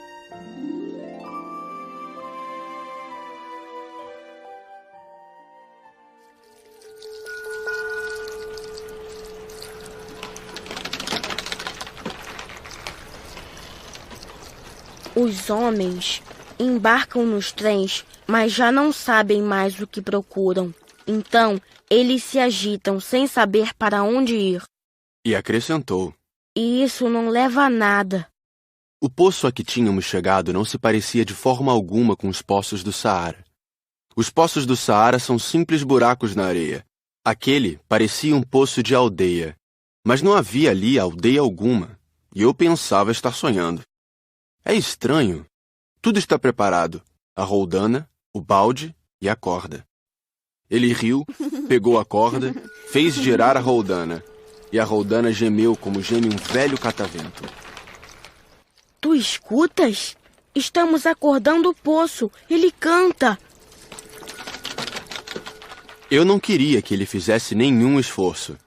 Deixa que eu puxe. É muito pesado para ti. Lentamente içei o balde e, com cuidado, o coloquei na borda do poço. O canto da roldana ainda permanecia nos meus ouvidos, e na água ainda trêmula, eu podia ver o reflexo do sol. Tenho sede dessa água. Dá-me de beber. E eu compreendi o que ele havia buscado. Levantei o balde até sua boca. Ele bebeu, de olhos fechados. Era doce como uma festa. Essa água era muito mais que um alimento. Nascera da caminhada sob as estrelas, do canto da roldana, do esforço do meu braço. Era boa para o coração, como um presente. Quando eu era pequeno, as luzes da árvore de Natal, a música da missa de meia-noite e a doçura dos sorrisos se refletiam nos presentes que ganhava. Os homens do teu planeta cultivam 5.000 rosas no mesmo jardim e não encontram o que procuram. É verdade. E, no entanto, o que eles procuram poderia ser encontrado numa só rosa ou num pouco de água. É verdade.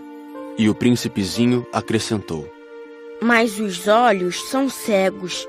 É preciso ver com o coração. Eu tinha bebido. Respirava normalmente. Ao amanhecer, a areia é cor de mel. E a cor de mel também me fazia feliz. Por que, então, eu estava triste? É preciso que cumpras a tua promessa. Disse baixinho o pequeno príncipe, que estava, de novo, sentado junto de mim.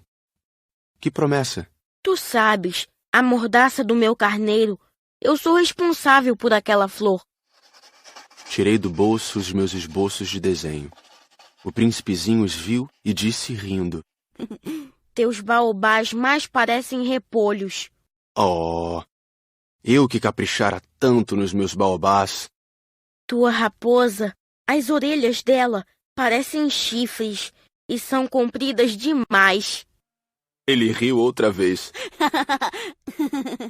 Tu és injusto, meu caro. Eu só sabia desenhar jiboias abertas e fechadas. Não faz mal. As crianças entendem. Rabisquei então uma pequena mordaça, mas ao entregá-la, senti um aperto no coração. Tu tens planos que eu desconheço. Ele não me respondeu, mas disse: Lembras-te da minha chegada na Terra? Será amanhã um aniversário. Depois, após um silêncio, acrescentou: Caí pertinho daqui. E enrubesceu. E de novo, sem compreender porquê, eu senti uma estranha tristeza. Entretanto, ocorreu-me perguntar: então não foi por acaso que vagavas sozinho quando te encontrei, há 8 dias, a milhas e milhas de qualquer região habitada? Estavas retornando ao local onde chegaste? Ele enrubesceu novamente. E eu acrescentei, hesitando: talvez por causa do aniversário? O príncipezinho ficou mais vermelho. Não respondia nunca as perguntas, mas quando a gente enrubesce, é o mesmo que dizer sim. Não é verdade?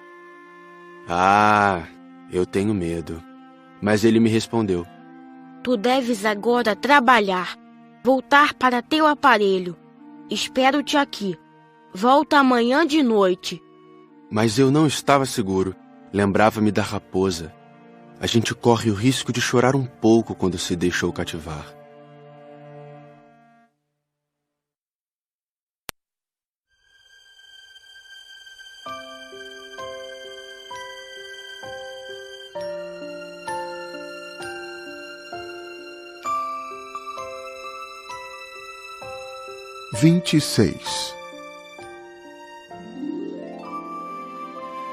Havia, ao lado do poço, a ruína de um velho muro de pedra. Quando voltei do trabalho, no dia seguinte, vi de longe o meu pequeno príncipe sentado no alto, com as pernas balançando, e eu o escutei dizer: Tu não te lembras, então? Não foi bem esse o lugar.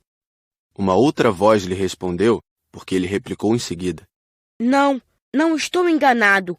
O dia é este, mas não é este o lugar. Prossegui em direção ao muro. Não enxergava nem ouvia ninguém a não ser ele. No entanto, o príncipezinho replicou novamente: Está bem. Tu verás na areia onde começam as marcas dos meus passos. Basta me esperar. Estarei lá esta noite. Estava a 20 metros do muro e continuava a não ver nada. O pequeno príncipe disse ainda após um silêncio: O teu veneno é do bom? Estás certa de que não vou sofrer por muito tempo? Parei, o coração apertado, ainda sem compreender nada. Agora, vai-te embora. Eu quero descer. Então baixei os olhos para o pé do muro e dei um salto. Lá estava, erguida para o príncipezinho, uma dessas serpentes amarelas que nos liquidam em 30 segundos. Rapidamente procurei o revólver no bolso, mas percebendo o barulho, a serpente deslizou pela areia, como um esguicho de água que de repente seca, e vagarosamente se enfiou entre as pedras com um leve tinir metálico. Cheguei ao muro a tempo de segurar nos braços o meu caro príncipe, pálido como a neve. Que história é essa? Tu conversas agora com as serpentes? Afrouxei o nó do lenço dourado que ele sempre usava no pescoço. Molhei sua testa, dei-lhe de beber. E agora não ousava perguntar-lhe mais nada.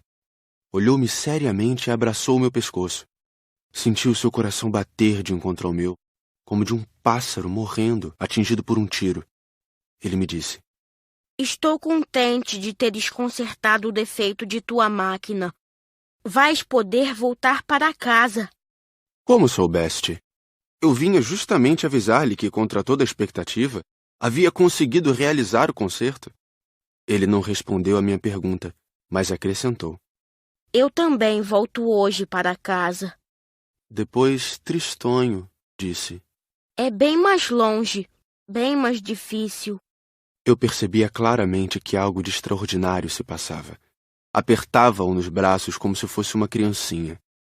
Mas tinha a impressão de que ele ia deslizando no abismo, sem que eu nada pudesse fazer para detê-lo. Seu olhar estava sério, vagando no além. Tenho o teu carneiro, e a caixa para o carneiro, e a mordaça. Ele sorriu com tristeza. Esperei muito tempo. Sentia que seu corpo aos poucos se reaquecia. Meu caro, Tu tiveste medo. É claro que tivera. Mas ele sorriu docemente.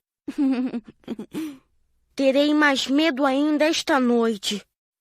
O sentimento do irremediável me fez gelar de novo.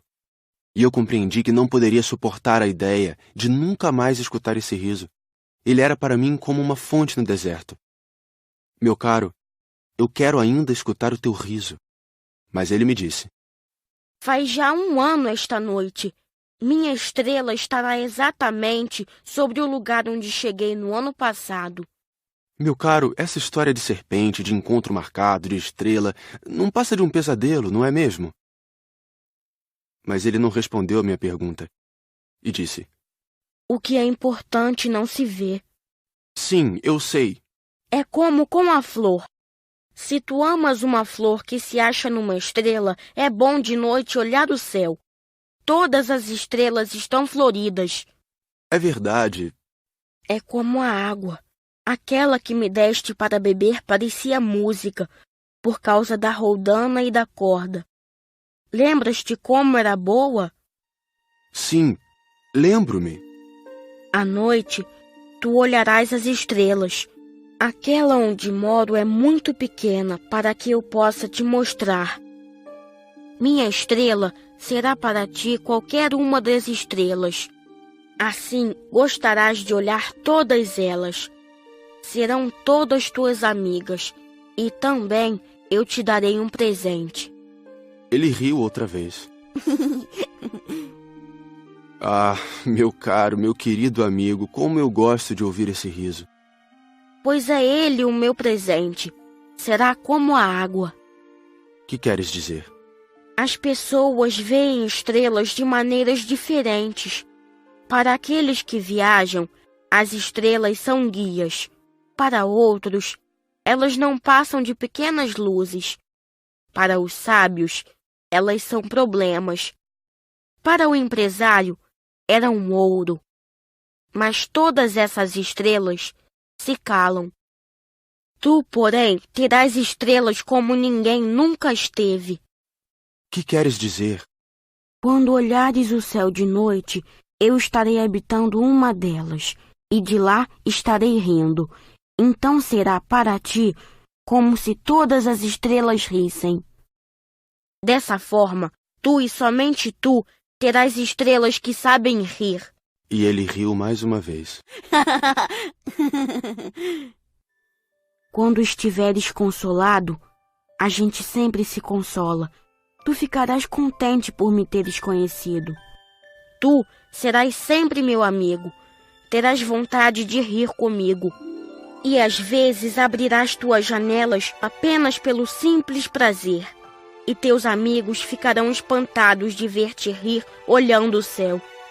Tu explicarás então: sim, as estrelas, elas sempre me fazem rir. E eles te julgarão louco.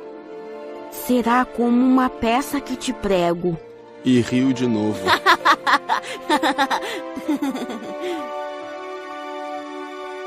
Será como se eu te houvesse dado, em vez de estrelas, montes de pequenos guizos que sabem rir. E riu de novo. Depois ficou sério. Esta noite, por favor, não venhas. Eu não te deixarei. Eu parecerei estar sofrendo. Parecerei estar morrendo. É assim. Não venhas ver. Não vale a pena. Eu não te abandonarei. Mas ele estava preocupado. Se eu te peço isto, é também por causa da serpente.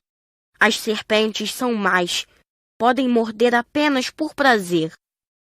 Eu não te abandonarei. Mas uma coisa o tranquilizou. É verdade que elas não têm veneno para uma segunda mordida. Naquela noite, não o vi partir. Saiu sem fazer barulho. Quando consegui alcançá-lo, ele caminhava decidido num passo rápido. Disse-me apenas: Ah, aí estás! E segurou minha mão. Mas preocupou-se de novo. Fizeste mal. Tu sofrerás. Eu parecerei estar morto, e isso não será verdade. Eu me calara. Tu compreendes. é muito longe.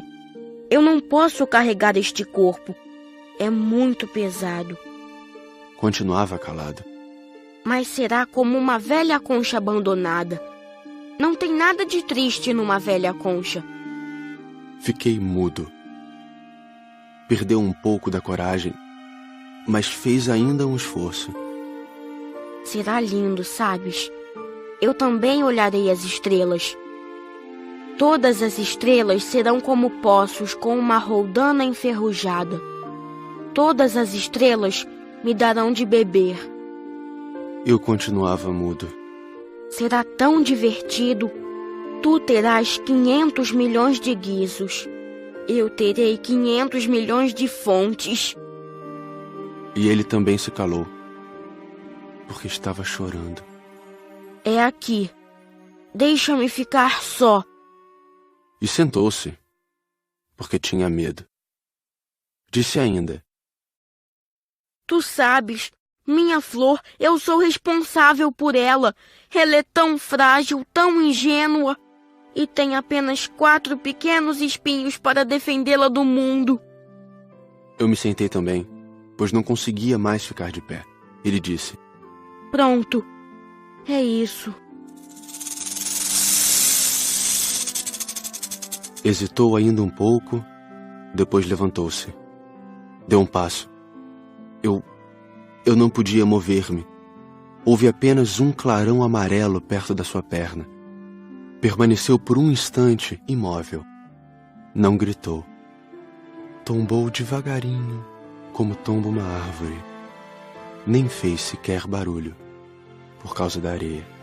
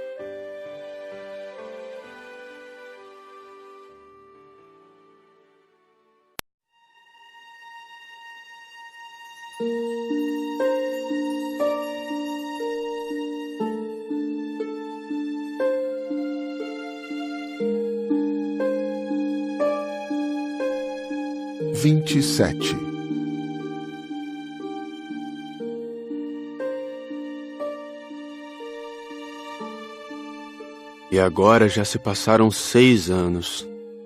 Jamais contar essa história. Os companheiros que me encontraram quando voltei ficaram contentes de me ver são e salvo. Eu estava triste, mas lhes dizia: é o cansaço. Agora já me conformei um pouco, mas não completamente. Tenho certeza de que ele voltou ao seu planeta, pois ao raiar do dia não encontrei seu corpo. Não era um corpo tão pesado assim. E gosto à noite de escutar as estrelas. É como ouvir 500 milhões de guizos. Mas eis que acontece uma coisa extraordinária. Na mordaça que desenhei para o Pequeno Príncipe, esqueci de juntar a correia de couro. Ele não poderá jamais prendê-la no carneiro. E então eu pergunto: o que terá acontecido no seu planeta? Talvez o carneiro tenha comido a flor. Certamente que não. O príncipezinho guarda sua flor todas as noites na redoma de vidro e vigia atentamente seu carneiro. Então eu me sinto feliz. E todas as estrelas riem docemente. Ou penso: às vezes a gente se distrai e isto basta. Uma noite ele esqueceu de colocar a redoma de vidro, ou o carneiro saiu de mansinho no meio da noite sem que fosse notado. E todos os guizos então se transformam em lágrimas. Eis aí um grande mistério. Para vocês, que também amam o Pequeno Príncipe, como para mim, todo o universo fica diferente se em algum lugar, que não sabemos onde, um carneiro que não conhecemos comeu ou não uma rosa. Olhem o céu. Perguntem a si mesmos: o carneiro terá ou não comido a flor? E verão como tudo fica diferente. E nenhuma pessoa grande jamais entenderá que isso possa ter tanta importância. Se um dia viajarem pela África, através do deserto, eu lhes peço que não tenham pressa e esperem um pouco bem debaixo da estrela. Se de repente um menino vem ao encontro de vocês, se ele ri, se tem cabelos dourados, se não responde quando é perguntado, adivinharão quem ele é. Façam-me então um favor. Não me deixem tão triste. Escrevam-me depressa, dizendo que ele voltou.